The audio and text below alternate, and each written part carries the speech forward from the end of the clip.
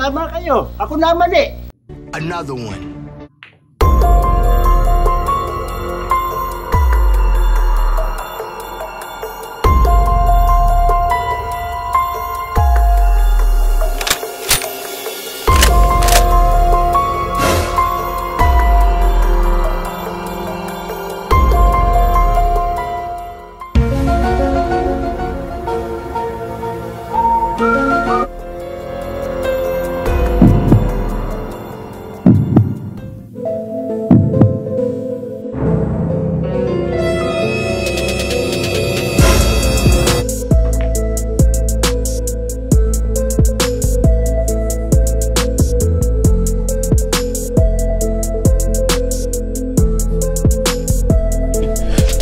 Hindi yata ako makapaniwala.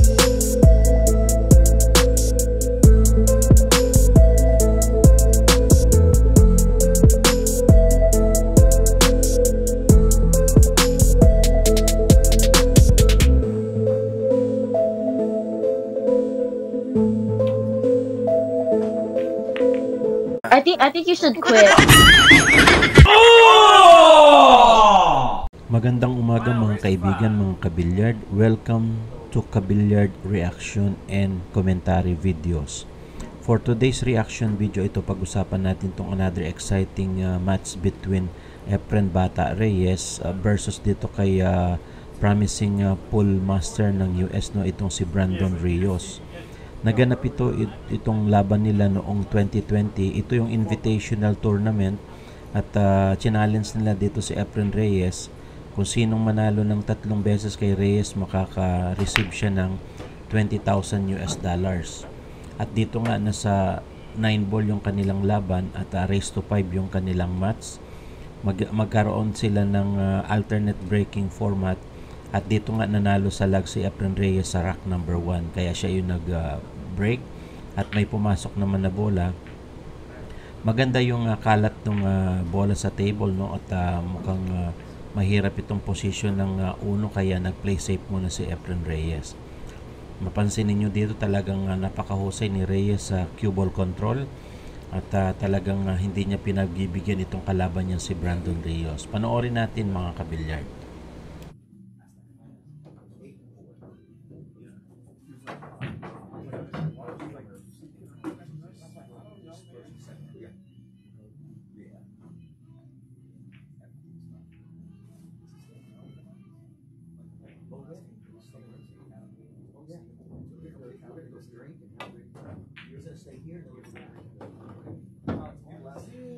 Si Brandon Rios ay nasa 27 years old lang sa panahon na yan nung makalaban ni Efren Reyes, no? At si Reyes naman ay nasa 62 years old na siya.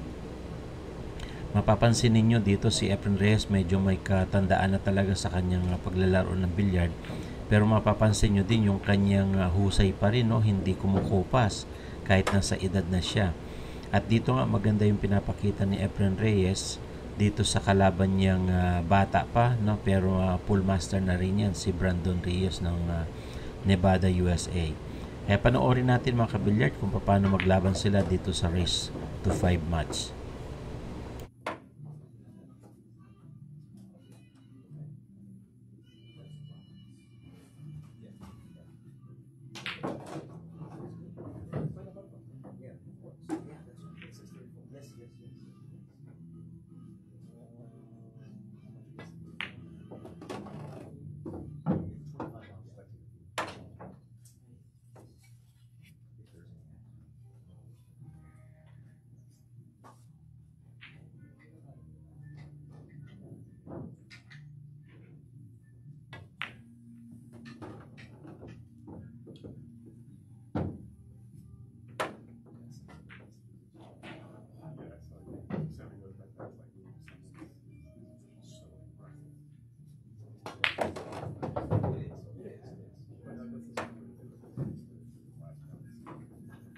Mukhang hindi papaawat dito si Efren Reyes, no, dahil nasa last 3 ball na siya dito sa rack number 1. Aiming sa 7 sa corner pocket. Pumasok yung 7 at ito nakita nyo naman kung paano niya paikutin itong cue ball para makakuha ng ball position sa 8.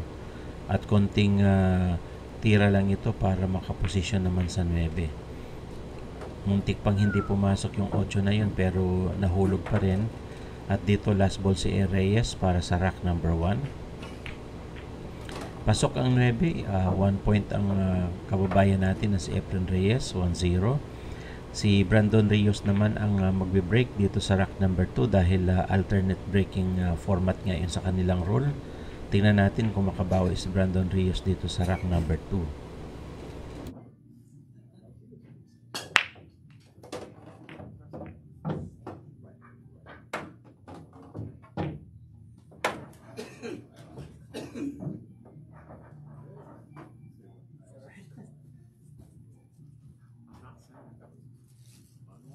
Maganda yung break ni Brandon Rios dyan pero medyo alanganin yung ball position niya dito sa 1. Kaya mukhang magpe-play safe siya dito.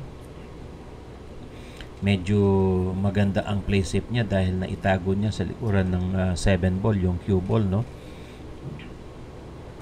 Kaya alanganin si Efren Reyes sa kanyang pagtira dito. Pero tingnan natin yung galing ni Reyes sa mga kick shot at kung matamaan niya itong ball number 1. Panoorin natin mga kabilyard.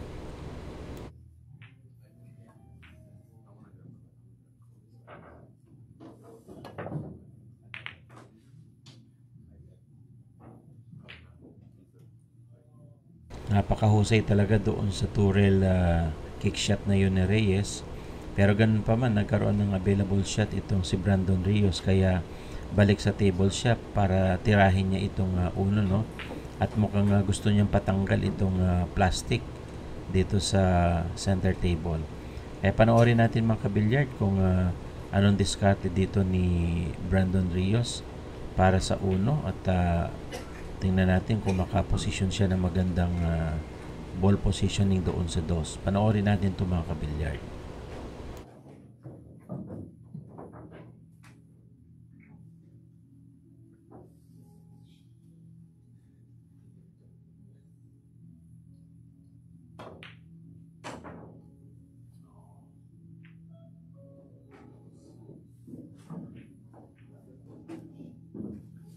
Nag-try ng mag-play safe dyan si Brandon, no? Pero ito mukhang may available shot si Reyes pero mahirap ang pocketing. Tingnan natin kung mag-counter safety dito si Reyes at mapakita niya dito yung kanyang linaw, no? At talas sa pagtira dito sa mga long shots. At tingnan natin kung maka-counter safety si Reyes dito sa tira nito.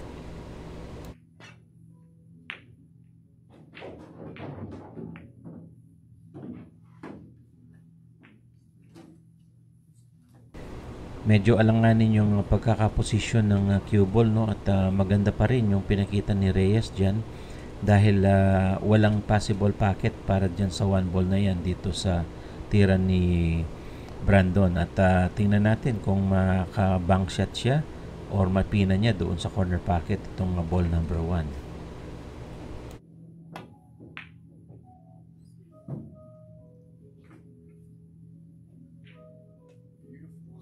At dito nga mukhang nahanda na itong ball number 1 kay Reyes, no? At ang ganda ng layout ng table para sa isang clean-up shots. At dito nga aiming si Reyes at tingnan natin kung makaposition sa ball number 2. At dito nga sabi nga ng marami, alam na this. At mukhang makaka 2-0 pa yata dito si Reyes dahil sa ganda ng layout ng table. Kaya panoorin natin mga kaibigan kung paano may run out ni Reyes itong rack number 2.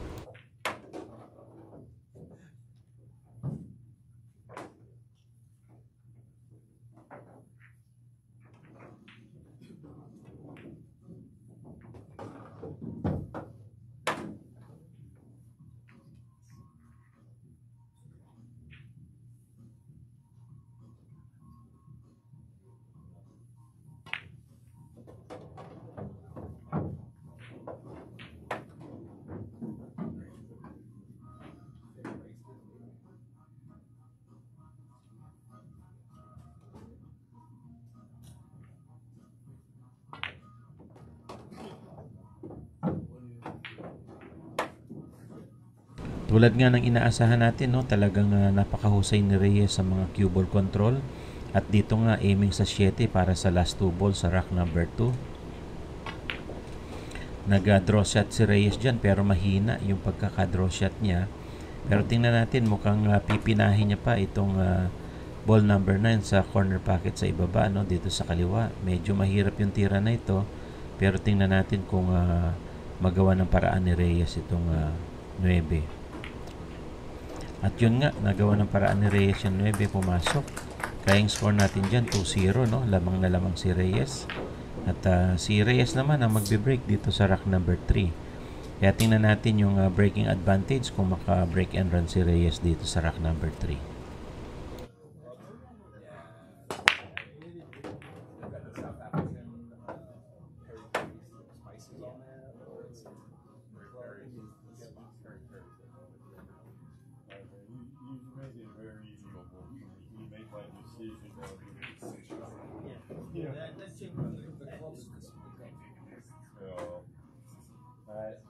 At doon nga maganda yung break ni Reyes, no, at nakakuha siya ng possible shot dito sa uno.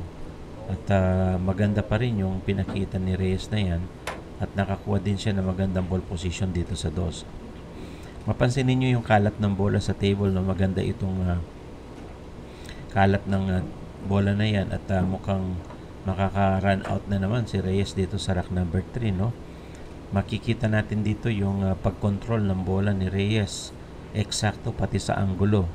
Kaya tingnan natin kung ma-run out ni Reyes itong rack number 3. Panoorin natin mga kabilyard.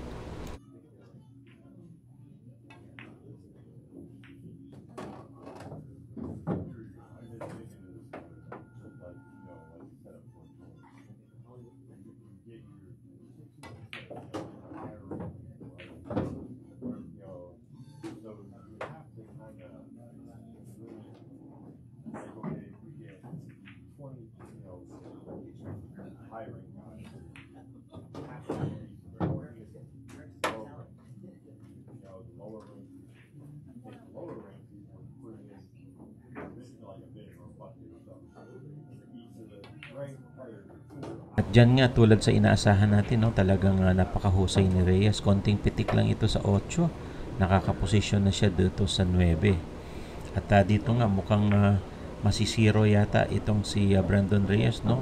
2-0 na ito at ito lalamang pa ng isang punto si Reyes dito. At yung pumasok yung 9. 3-0 na yung score natin. Raise to 5 lang ito mga kaibigan. At mukha talagang mahirapan si Brandon Reyes dito sa pagbawi kay Reyes, no. Si Brandon Reyes naman ang breaking advantage sa rack number 4. Soft break yung ginawa dyan ni Brandon Reyes. 2 bola yung pumasok, isang side at saka isang corner pocket. Unfortunately, itong 2 medyo nakatago dito sa likuran ng 7. Pero tingnan natin kung matamaan sa kick shot ni Reyes itong 2. Panoorin natin mga kabilyard.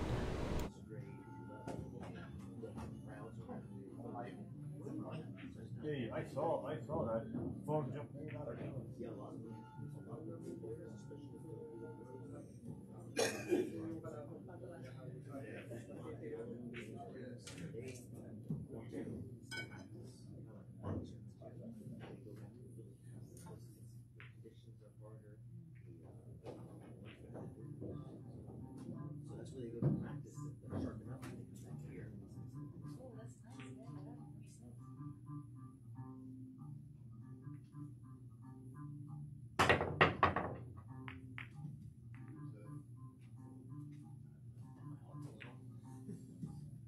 Medyo masama yung pagkaka-jump shot na yun, hindi tinamaan kaya ball in hand itong si Reyes. Unfortunately, nagkaroon ng cluster ball dito sa bandang ibaba. So, kailangan pang i-break ni Reyes yan.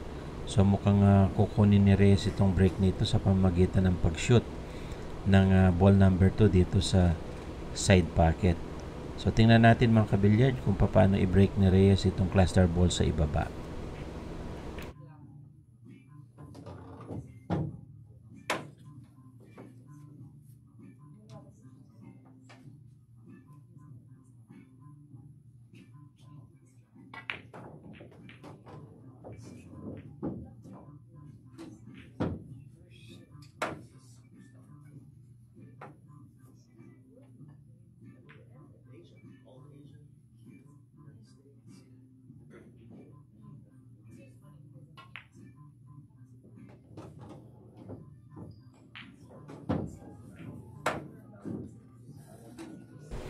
At dito nga nakita natin yung pagkakatira na yan, no? Medyo alanganin, hindi na break itong cluster ball.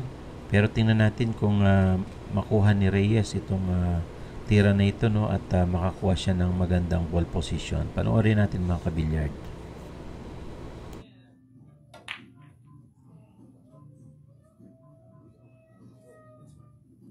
Tinry ni Reyes yung combination sa 9 pero hindi pinalad siya.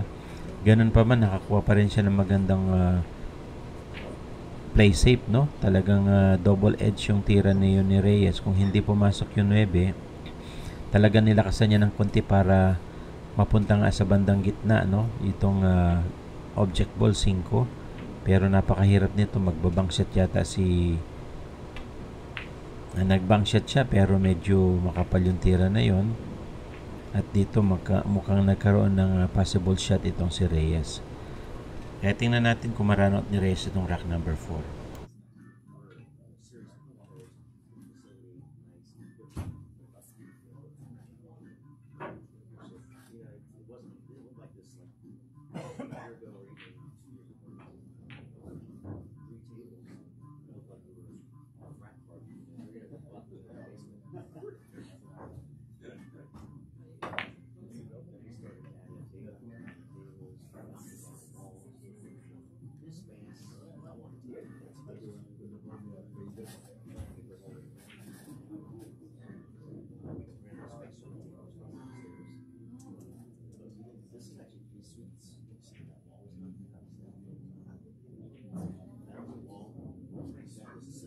Napakahusay talaga sa mga play safe nitong si Reyes, no? Naipaikot niya pa yung ball number 5 at naitago sa likuran ng 9. At dito nga na-foul si Rios, no? At mukhang magkakaroon ito ng 5 to 9 combination dahil tutok na yung 9 dito sa corner pocket. At dito nga pinosisyon na ni Reyes itong 5 to 9 combination para sa possible point ulit ni Reyes, no? At mapansin ninyo, magpo 4-0 na dito si Reyes. Pauna banda. 4-0 yung score natin dyan. Mukhang malalabset na itong si Brandon Rios. At breaking advantage si Reyes dito sa last rack, no? Tingnan natin kung ma-run out ni Reyes itong rack number 5.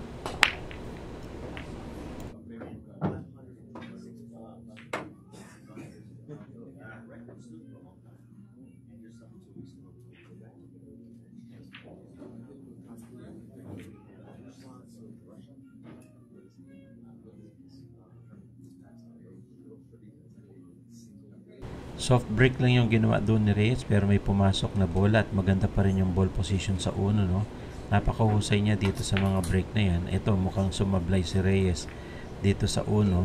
Ganun pa man, medyo naitago niya itong uno, no? Sa likuran ng 2 at saka nitong 9. Pero merong available shot dito, walang possible pocket.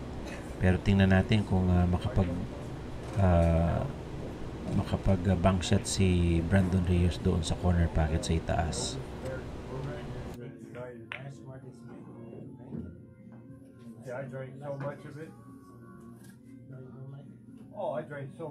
Mahusay yung counter safety dito ni Brandon Rios dahil naitago niya, no, itong cue ball sa likuran ng 9 ball at nailayo niya yung object ball which is the 1 ball. Mahusay din at magaling talagang si Brandon sa pagkontrol ng bola. Pero nahihirapan siya dito sa mga kick shot at pocketing. Kaya tingnan natin kung makagawa pa siya ng paraan dyan at makahabol sa points ni Reyes. Konting pektos para kay Reyes pero masama na open kay Brandon itong table. Panoorin natin mga kabilyard.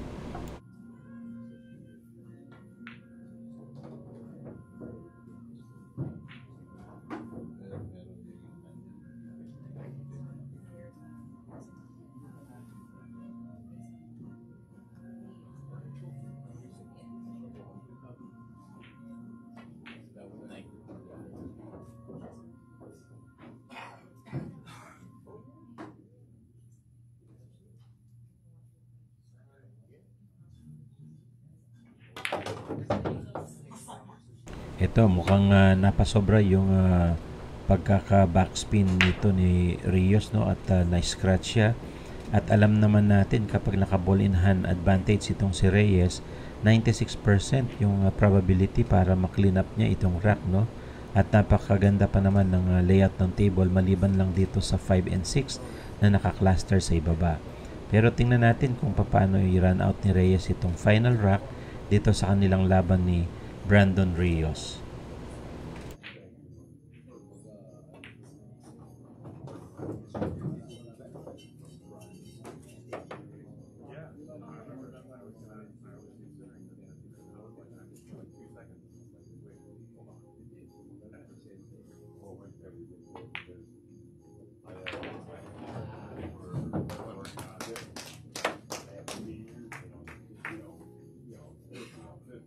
At dito nga, napakahusay ng pagkaka-break na yan ni Reyes dito sa cluster, no? Dahil dyan nagkaroon siya ng possible shot dito sa 5. Medyo alanganin yung pagkaka-position nitong cue ball dahil nakadikit sa tapete, no? Doon sa side.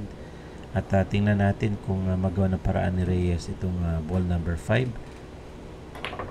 At dito nga, nagawa niya ng paraan na ipasok. Pinatakbo niya yung bola para sa position niya dito sa 6.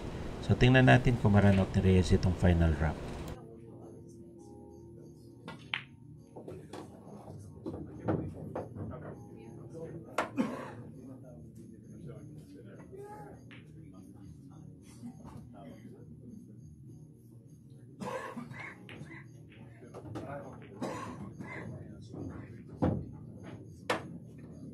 At dito nga tulad ng inaasahan, no, the last 2 ball na lang si Reyes para dito sa final rack. Mukhang malalabset nga at mapa 5-0 itong si Brandon Rios sa kanilang laban. At dito napansin niyo talagang medyo sobra yung tira doon ni Reyes, pero ganun pa man possible pa rin dito sa side pocket. Last ball si Reyes para sa last rack at aiming sa 9. At yun, pumasok yung 9, panalo si Efren Reyes. Congratulations, see you on my next video.